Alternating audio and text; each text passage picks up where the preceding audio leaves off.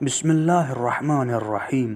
ایک شخص امام علی نقی علیہ السلام کے پاس آیا اور عرض کی، اے میرے مولا، میں ایک لڑکی سے بہت محبت کرتا تھا اور بعد میں نے اسی سے شادی بھی کر لی، لیکن بدقسمتی سے میرے یہاں اولاد نہیں ہو رہی۔ اے میرے مولا، کچھ ایسا بتائیں کہ جس سے میری بیوی حاملہ ہو جائے۔ پس یہ سن کر امام نقی علیہ السلام مسکرائے اور فرمایا، ایک فیروزہ کی انگوٹھی لے لے اور اس پر نقش کروا لے، ربی لا تذرنی فردا وانت خیر الوارثین، یہ نقش کرا لے۔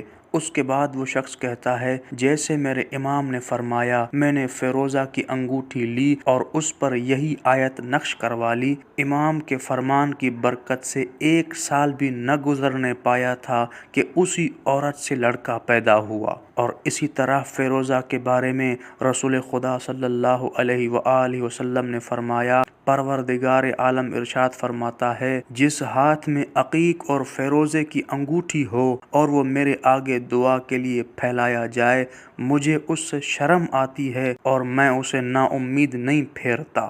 اسی طرح کی مزید ویڈیوز کے لیے ہمارے چینل شیعہ لائبریری کو سبسکرائب کریں، لائک کریں، کمنٹ کریں، شیئر کریں۔ بہت شکریہ۔